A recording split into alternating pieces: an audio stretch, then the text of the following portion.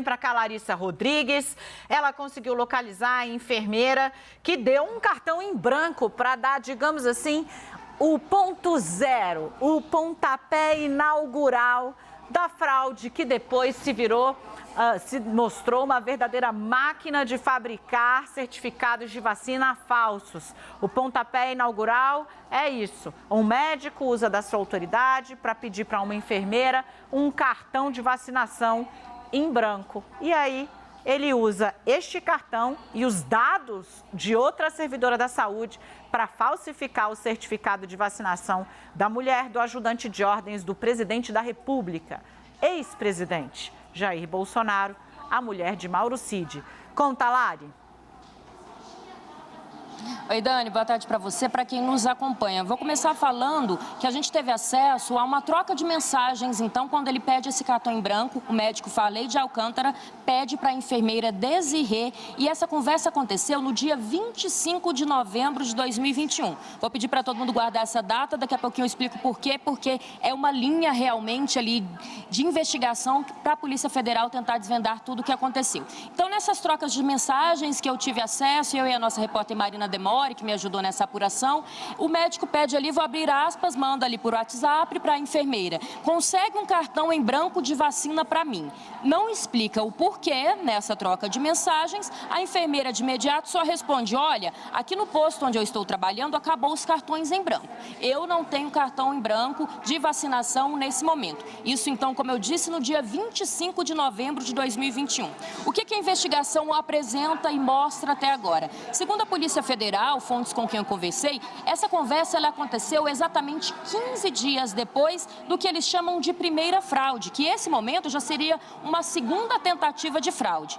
Antes, 15 dias antes, no dia 9 de novembro de 2021, esse mesmo médico, de acordo com as investigações, Farley de Alcântara, teria conseguido um outro cartão já preenchido com 2 doses de vacinação, de uma outra pessoa, de alguém que de fato teria sido vacinado, e pegou esse cartão com as 2 doses e colocou, segundo as investigações, o nome da esposa de Mauro Cid, Gabriela Cid.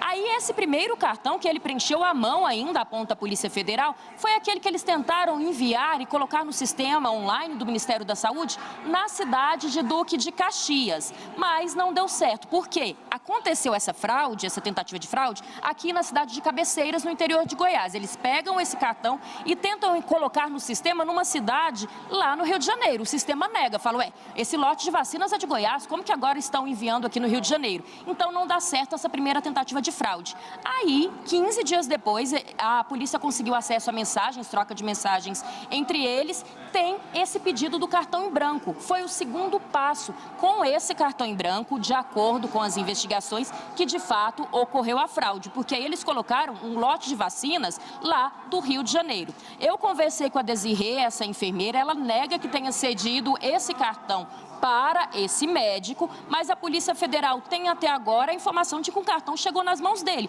porque foi lançado no sistema, então alguém repassou esse cartão para ele, para esse médico Farley de Alcântara. Para encerrar, Dani, de acordo com as investigações, por que do envolvimento desse médico, que essa fraude começou lá em Cabeceiras, a 100 quilômetros de Brasília, no interior de Goiás? Porque, de acordo com a PF, ele é sobrinho de um dos membros da equipe do CID. E esse membro, que também é do Exército, foi preso na semana passada, junto com o Major Cid. Os dois seguem presos. O médico, eu estou tentando contato, não consegui até agora, até para deixar registrado que o espaço está aberto. Esse médico foi teve apenas busca e apreensão. Ele não está preso. A enfermeira diz que não foi procurada ainda pela Polícia Federal. Em conversas, como eu disse, negou qualquer tipo de tentativa de fraude, mas disse ainda que já prestou depoimento num processo administrativo aberto ali na cidade, como eu disse, de Cabeceiras, no interior de Goiás. Tudo começou aqui perto de Brasília e depois, de acordo com as investigações, foi lá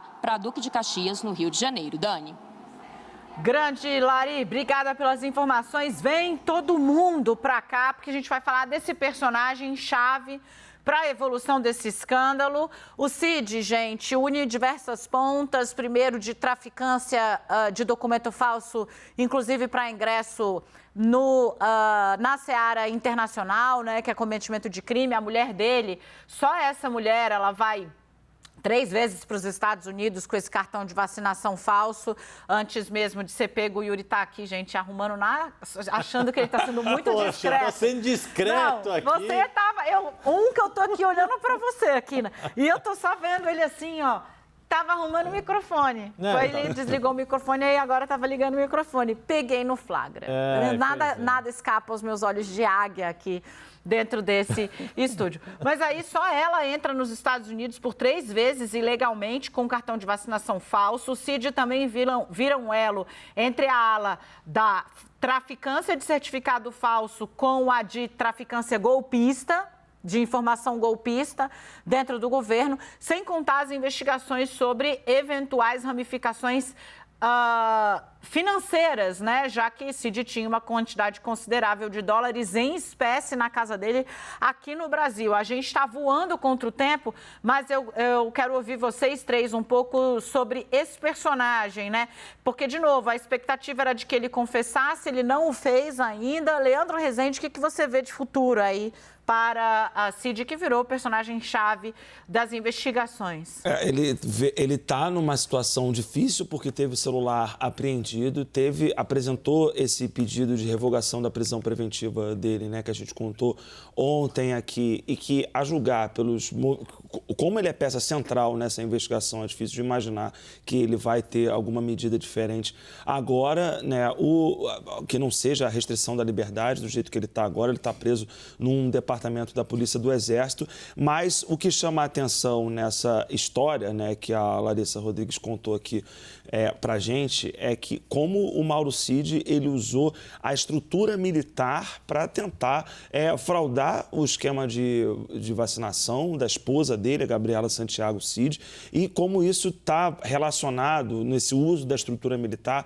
com o caso da liberação das joias, né, que ele também designa um militar para tentar liberar as joias do aeroporto de Guarulhos. Enfim, mostra que ele ainda tem muito o que se explicar, né? Mauro Cid está aí na mira da a Justiça e os investigadores tentando entender que dinheiro era esse que estava na casa dele, o patrimônio que ele tinha, as movimentações financeiras da sua família, enfim, muita coisa ainda por vir sobre esse personagem.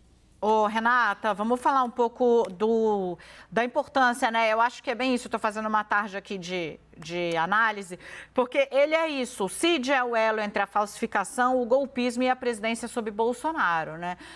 Então, nesse momento, a situação dele de longe, acho que só não é pior do que a do Ailton, que operacionaliza recorrendo a um homem acusado ou investigado, né, por elo com contravenção no Rio de Janeiro, mas ele era o cara que tinha cargo dentro do governo e que era o ajudante de ordem do então presidente. Disputa difícil, da pior situação aí, né? Uma disputa de milhões de problemas, no caso.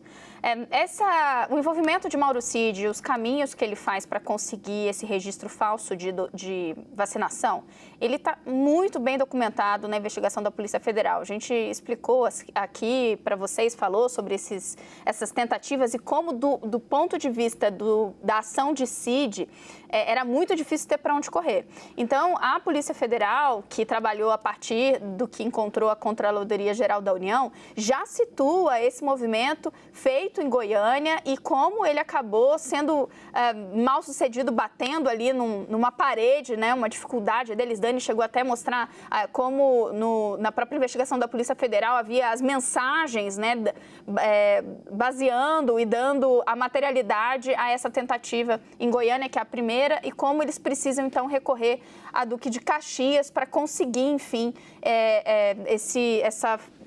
falsear essa vacinação. Então, me parece que é muito interessante a gente ouvir os personagens envolvidos para a gente entender o tamanho da atrapalhada, mas a situação de Cid, ela é tão complicada quanto era antes e ela é realmente bem difícil. Yuri, vamos falar um pouco sobre caminhos, né? Porque a imprensa está investigando, né? Há informação de que estão agora havendo remessas de dinheiro para o exterior que teriam sido feitas pelo Cid, que a PF suspeita e quer entender de onde vem esse dinheiro. Ele diz que vem do trabalho, né? Cid era major do Exército. Deixa eu ver aqui quanto ganha o major do Exército brasileiro, salário. Não é nem um pouco ruim, mas é um salário também que, para você juntar, dividindo por 5, que é o que está valendo o dólar, né? E nem vou levar em consideração o dólar da época em que ele era ajudante de ordem, que era um dólar ainda mais salgado. Salário médio é de R$ 15.960, né? Que dá cerca de $3 mil. Ele junta ali, só na casa dele em espécie, 35 mil. Isso depois das diversas idas da família para o exterior. Tem por onde avançar e me parece que follow the money é mais uma vez um dos caminhos que vai ser desbravado pela Polícia Federal. Sem dúvida alguma, não só por esses recursos encontrados na casa dele, mas por tudo que envolveu e até porque todo esse esquema de falsificação dos documentos, que como a Renata bem lembrou, muito bem documentado pela investigação da Polícia Federal e ainda com caminhos a serem andados, com todos os registros que foram feitos no sistema, né, toda a apuração que também a Controladoria Geral da União tem feito, nada disso sai de graça. As pessoas envolvidas nesse esquema também, alguma vantagem elas queriam obter. E isso vai ficando aos poucos, vai sendo capaz de ser esmiuçado. E, de fato, quando Mauro Cid, não só pela sua proximidade com o ex-presidente da República, pelo cargo que ocupava e por ter buscado benesses que envolviam a sua família, a sua mulher e as suas 3 filhas, teriam recebido vacinação, o certificado de vacinação falso, isso acaba complicando demais a situação dele e torna indissociável esse papel que ele cumpria no governo da própria imagem do que foi o governo Bolsonaro.